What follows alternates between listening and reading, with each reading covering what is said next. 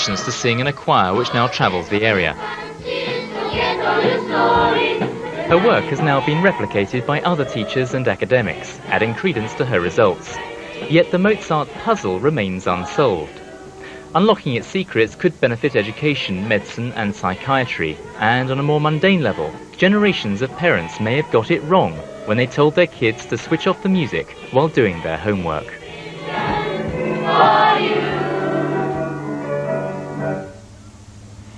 Absolutely fascinating. Tomorrow morning's front page is The Guardian. NHS took organs donated for whites only. The hospital involved, the Northern General in Sheffield, has just issued a statement saying they certainly would not condone the practice if they knew anything about it, under no circumstances, they say.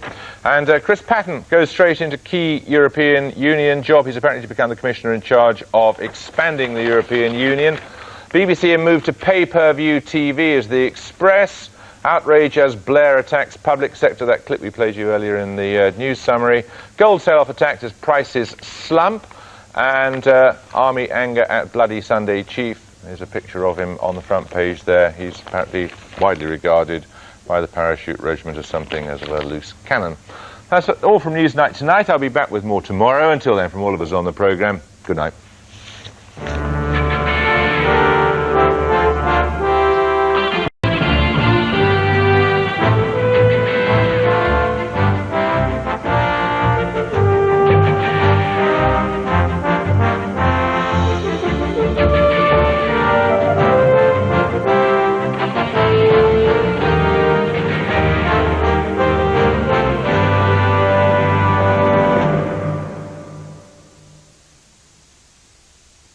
A lost civilization, a lost heritage, a forgotten history.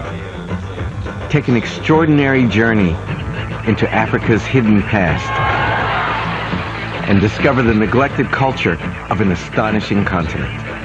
Into Africa, a new series followed by Gulag, The History Zone, bringing history to life this Saturday from 8:10 on BBC Two.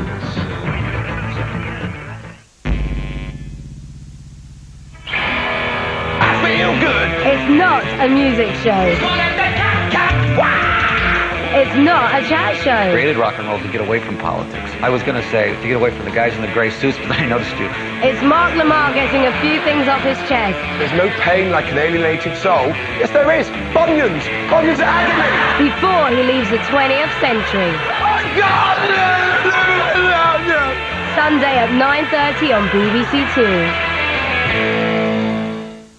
And Mark Lamar is among the guests, along with John Inman, for It's Only TV on BBC One now.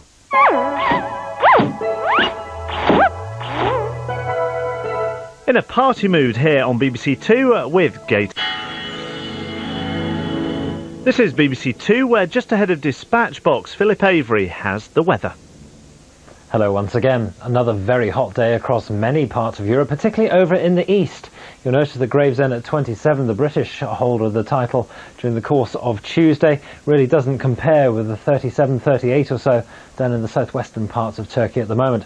That's not to say that it's sunshine all the way across Europe. In fact, we've got quite an active front spilling up and across many central parts just at the moment and away towards the Baltic states and on towards Finland.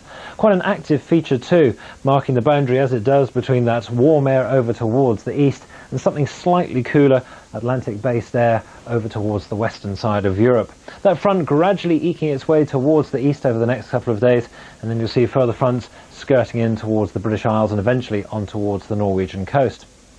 Really quite unsettled conditions too across many parts of the Middle East and down towards the area of the subcontinent as well. Heat for the most part through the Middle East and as you get into Pakistan, and then the monsoon, southwesterly monsoon, really does take over across many parts of India, in fact getting up as far north as Delhi at the moment, and extensive flooding again reported across many parts of Bangladesh. Further east, the problem is still one of excessive rains, with extensive flooding across many central and eastern parts of China reported over the past few days, and more significant rain to come as well in the next couple of days as an active front moves across the northeastern provinces of China and on towards Korea. If we change hemispheres and change the season, this is a real winter feature of the Australian Bight, a significant area of low pressure gradually tracking its way up into the eastern provinces of Australia, but then allowing high pressure to build, so I suspect there will be showers and really quite long spells of rain to come across New South Wales and getting over towards the east as well, towards Sydney, but then with a build of high pressure, well, I think things gradually settling down. You may well remember, if you were with me last night, that we were looking at rainfall down in Acapulco. It's still raining over on the western side of Mexico. No great surprises when you see just how many thunder showers there are. These really quite heavy and slow moving at times, hence the significant accumulations of rainfall that we've been noticing over the past few days. And indeed out into the Caribbean, I think we'll see more showers down through the area of Cuba and on towards the Dominican Republic. A day of extremes across the British Isles, sunshine all the way at Aspatria, and I hope you made the most of it. But further towards the northeast, under persistent cloud, well, it looks as though those fronts really are going to plague the northern parts of Scotland over the next couple of days, and a very warm and moist flow coming in from the south and southwest. So you can expect to see a fair amount of low-level cloud across many of these northwestern parts of the British Isles, with mist and murk plaguing the western coasts of both England and Wales as well, and 1 or 2 showers breaking out later on in the day over towards the east. Don't get caught out by the strength of the sun. Temperatures rising to 25 or 26, and the sun index really quite high down in the southeastern quarter. Pollen index still on the high side as well. And through the course of Thursday and Friday, well, I suspect those fronts are always going to be perilously close to northern and western parts. Bye-bye.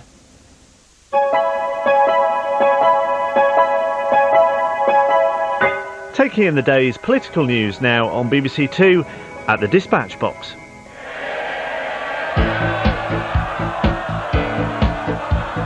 Of good public debate, let him get to this dispatch box. It's time the Prime Minister started answering questions. Can I ask him a very specific question? Good evening. Ask any MP what they think about the health service and they'll tell you they want a cost-effective institution providing state-of-the-art healthcare free at the point of delivery. But the parliamentary consensus starts breaking down pretty quickly when you ask them how that's best achieved. A question for my guests tonight, Lib Dem leadership challenger Simon Hughes, Labour backbencher Philip Starkey and Tory health spokesman Philip Hammond. And there was an extraordinary debate late tonight in the upper house when Tory lord after Tory lord rose to defend the former Chilean dictator General Pinochet. And they were led, of course, by one politician whose very presence at the Palace of Westminster can still cause a stir, Margaret Thatcher. But first, the papers with Sarah Womack of The Express. Sarah, what the papers say? Well, the broadsheets in the form of The Independent and The Times focus on Tony Blair's speech to entrepreneurs. His greed is good speech, you know, I love the rich, unheard of 15 years ago. Absolutely. If Margaret Thatcher had made it, Labour would have been on her back like a